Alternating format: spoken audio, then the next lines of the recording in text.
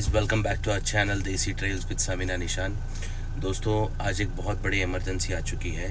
Last week जैसे आपको पता है, लास्ट ब्लॉग में आपने देखा था कि मेरी मॉम को हम लोग धाराशिव उस्मानाबाद ड्रॉप करके आए थे। लेकिन पूरे वीक में लास्ट वीक वहाँ पे बहुत सारी बारिश हुई है और पूरा उस्मानाबाद और शोलापुर जो डिस्ट्रिक्ट है वो फ्लड के अंदर चला गया है। वहाँ पे गवर्नमेंट ने रेड अलर्ट जारी भी किया है। तो हमको बस अपनी मॉम को वहाँ से वापस लाना है।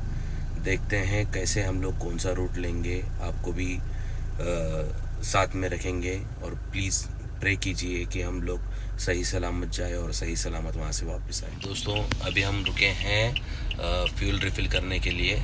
मैंने सोचा कि पूना से ही फ्यूल रिफ़िल कर लेता हूँ ताकि अपने को रास्ते में कहीं रुकना ना पड़े और आगे की जर्नी अपनी थोड़ी सी सेफ़ हो।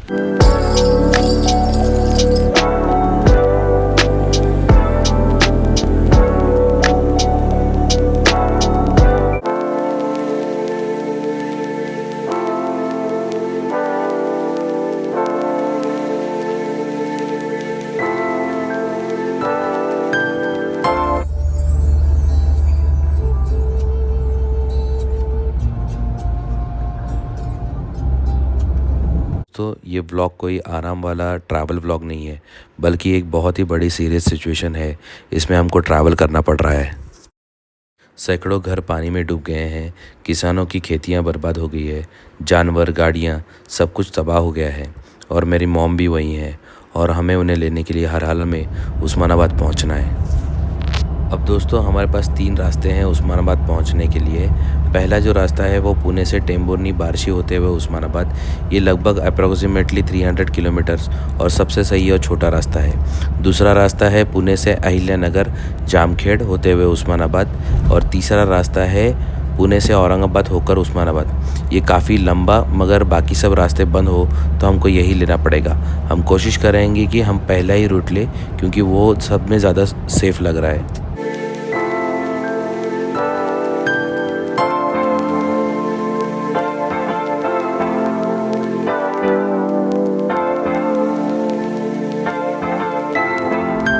तो अब हम निकल चुके हैं धाराशिव की तरफ। सच तो ये है कि हमें अभी पता नहीं है कि रास्ता खुला है या बंद। हमने गूगल मैप चेक किया था और हमको ये सेम रोड दिखाई दिया है, लेकिन एक्चुअल सिचुएशन क्या है वो हमें वही जाकर मालूम पड़ेगा। अभी एक न्यूज़ आई थी, तो हमने वहाँ पे सुना कि शोलापुर डिस्ट्रिक्ट में अगले 3 दिन तक तेज़ बारिश और तूफ़ान आने वाला है। ये वजह से हमको हर हाल में आज ही जाना पड़ेगा और मॉम को लेकर वापस आना पड़ेगा, क्योंकि अगर हम पहुंच गए और बारिश शुरू हो गई तो हम भी वहीं फंस सकते हैं।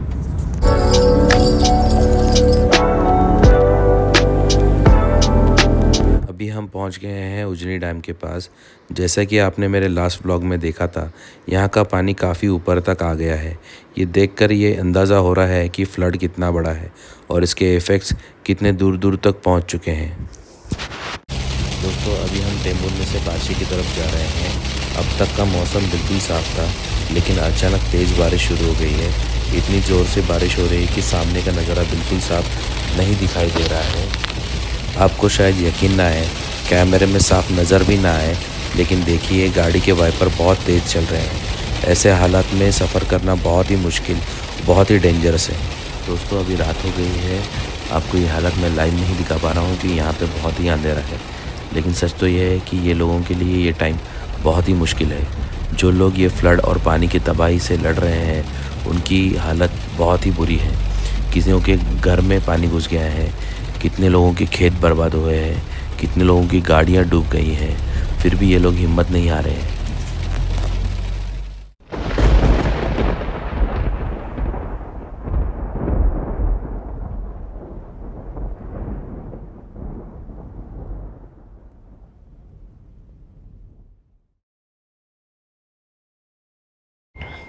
दोस्तों, अभी सुबह के 4:30 बज रहे हैं और आखिरकार हम लोग उस्मानाबाद यानी धाराशिव पहुंच गए हैं। ये पूरा ट्रैवल जर्नी हमने 4.5 घंटे में पार किया। सच कहूँ तो हमको इस ट्रैवल में, इस जर्नी में एक कप चाय तक नहीं नसीब हुई। अभी बारिश रुकी है तो रास्ता साफ दिख रहा है। तो चलिए दोस्तों, चलते हैं अपने मासी के घर और देखते हैं वहाँ का हाल। दोस्तों, हम लोग अभी मासी के घर पे जाके थोड़ी देर आराम करने वाले हैं क्योंकि पूरी रात हमने ड्राइव किया है और फिर निकलेंगे अपने रिटर्न जर्नी पे।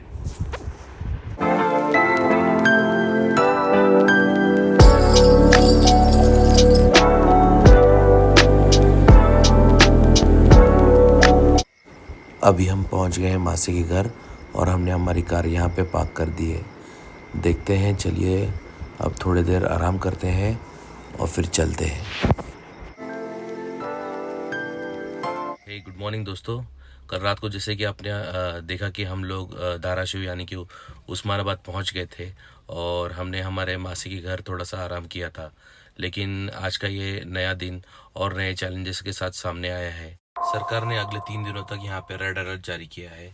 इसका मतलब ये है कि बारिश और भी ज़्यादा होने वाली है और हालात जो है और भी ख़तरनाक बन सकते हैं। एक्चुअली हम लोग यहाँ पे रुकने वाले थे, लेकिन अगर बारिश तेज़ हुई तो शायद हम लोग यहाँ पे फंस सकते हैं। इसलिए हमने फ़ैसला किया है कि जल्द से जल्द हमको यहाँ से निकलना चाहिए। दोस्तों, अभी हमने यहाँ पे न्यूज़ देखी है तो हमको मालूम पड़ रहा है कि जिस रास्ते से हम लोग कल रात में आए थे वहाँ पे एक सीना नदी पड़ती है जो हमने क्रॉस की थी। और अब कॉरपोरेशन ने यहाँ पे ऐलान किया है कि ये नदी में और भी पानी छोड़ा जाने वाला है। आप समझ सकते हैं कि इसका क्या मतलब है। पानी का जो लेवल है वो और बढ़ने वाला है और ये रास्ता हमको क्रॉस करना और भी मुश्किल होने वाला है। इसलिए हमने सोचा है कि हमको इंतज़ार नहीं करना चाहिए, हमें फ़ौरन निकलना होगा यहाँ से, क्योंकि अगर देर हो गई तो ये रास्ता बंद भी हो सकता है। दोस्तों, अभी हमने यहाँ पे न्यूज़ देखी तो हमको मालूम हुआ कि जिस रास्ते से हम लोग कल रात में आए थे वहाँ पे एक सीना नदी थी जो हमने कल रात में क्रॉस की थी। पर अभी कॉरपोरेशन ने यहाँ पे ऐलान किया है कि ये नदी में और भी पानी छोड़ा जाएगा। आप समझ सकते हैं कि इसका क्या मतलब होने वाला है। पानी का जो लेवल है वो और बढ़ जाएगा और ये रोड हमको क्रॉस करना और भी मुश्किल होने वाला है। इसलिए हमने सोचा है कि हम लोग यहाँ पे इंतज़ार नहीं करेंगे, हमें यहाँ से फ़ौरन निकलना पड़ेगा, क्योंकि अगर लेट हो गया तो ये रास्ता बंद भी हो सकता है। दोस्तों, अभी हम निकल गए हैं पुणे की ओर और हमारा सफ़र शुरू हो गया है। आप भी हमारे साथ रहिए और दुआ कीजिए हमारे लिए कि हम लोग सही सलामत से पुणे पहुंच जाएं। ये सफ़र जो है वो बहुत आसान नहीं होने वाला है हमारे लिए, लेकिन हमें हिम्मत रखनी है। दोस्तों, मैं आपसे एक और गुजारिश करना चाहूँगा, सिर्फ हमारे लिए नहीं बल्कि यहाँ के लोगों के लिए भी दुआ कीजिए।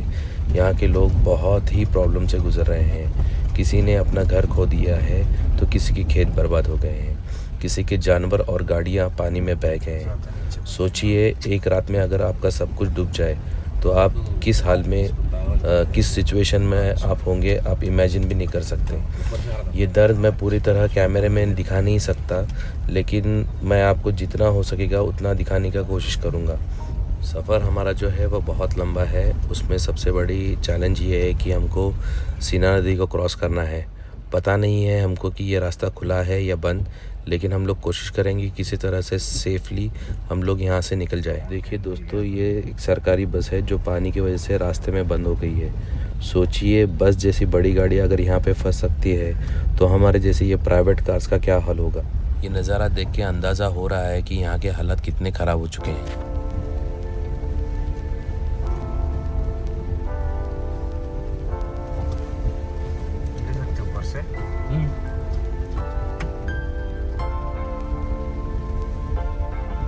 फिर से बहुत तेज़ बारिश शुरू हो गई है और मुझे लगता नहीं है कि ये बारिश रुकने वाली है। आप सामने देख सकते हैं, ये वही लेक है जो मैंने आपको अपने लास्ट व्लॉग में दिखाया था, लेकिन अभी उसका पानी का जो लेवल है वो और भी ऊपर आ चुका है। शुक्र है कि ये रास्ते से जो हम लोग जा रहे हैं वो अभी तक ठीक है। कुछ छोटे मोटे ख़राब पैचेस हैं लेकिन वो मैनेजेबल है। कम से कम इतना सुकून तो है कि इस रूट पर गाड़ी चलाना मुमकिन है, लेकिन फिर भी बारिश का रुकना बहुत ज़रूरी है, वरना पानी का लेवल और भी ऊपर आ सकता है।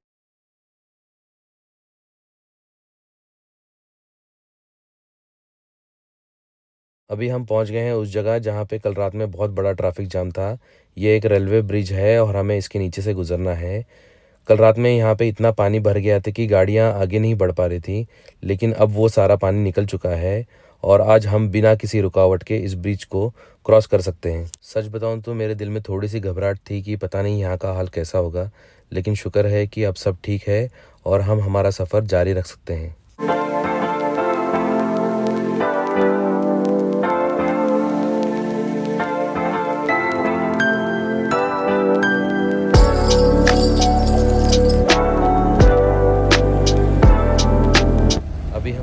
क्रॉस कर चुके हैं और बढ़ रहे हैं टेम्पुर्नी की तरफ। अभी तक का सफ़र ठीक रहा, बीच बीच में बारिश थी लेकिन रास्ता जो है वो मैनेजेबल है।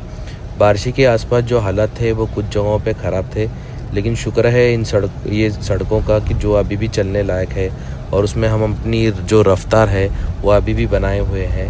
हम जैसे जैसे टेम्पुर्नी की तरफ बढ़ रहे हैं, दुआ यही है कि मौसम जो है वो अपने कंट्रोल में रहे और हम बिना किसी रुकावट के अपना ये जर्नी है पूरा कर सकें।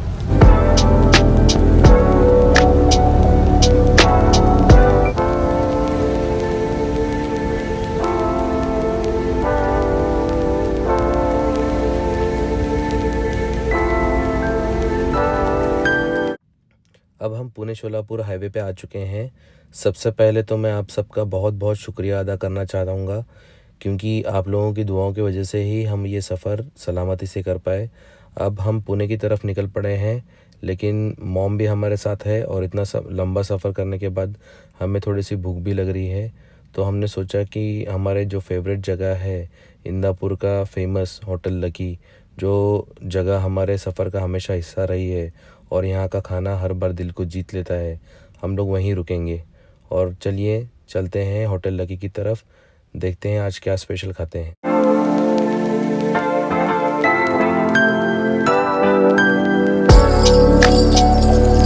हम खाना खाकर वापस पुणे की तरफ निकल चुके हैं। आप देख सकते हैं कि आसमान अभी भी पूरा काला ही है। हम लोग जिस इलाके से लौटे हैं वहाँ की सिचुएशन अभी भी काबू में नहीं है। मौसम विभाग ने फिर से भारी बारिश और जो तूफ़ान की चेतावनी दी है। मेरी आप सबसे गुजारिश है कि इन इलाकों के लिए प्लीज़ दुआ करें कि उनकी सब मुश्किलें आसान हो और उन्हें फिर से संभलने की हिम्मत मिल जाए। दोस्तों, आज का सफ़र हम लोग यहीं ख़त्म करते हैं। आप लोगों का तहे दिल से शुक्रिया, जो लोग पूरे वक्त हमारे साथ रहे और दुआ करते रहे। अगर आपको हमारा ये सफ़र अच्छा लगा हो तो हमारे चैनल को प्लीज़ लाइक, शेयर और सब्सक्राइब ज़रूर कीजिए। अगली बार एक नए सफ़र में फिर से मुलाकात होगी। तब तक के लिए अपना और अपने अपनों का ख्याल रखिए। देसी ट्रेल्स विद सामिना निशान साइनिंग ऑफ।